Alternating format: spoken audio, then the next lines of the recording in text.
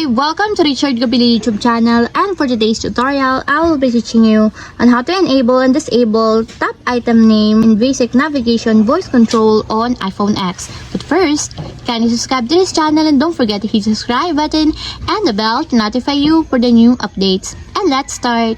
Using your iPhone X from your home screen, first go to Settings. Then in the Settings, scroll down and find the Accessibility and then Top. Then in the accessibility, scroll down again and go to physical and motor section and then tap this voice control. Then in the voice control, go to this section and then tap the customize commands.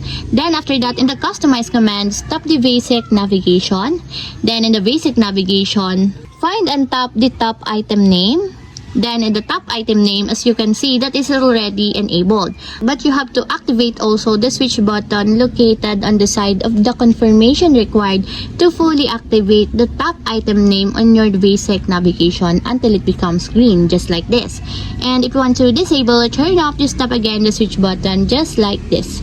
And that's it, we have successfully enabled and disabled top item name and basic navigation voice control on iPhone X. If you have a question, can you comment down below and don't forget to hit the subscribe button and the bell to notify you for the new updates. And thank you for watching!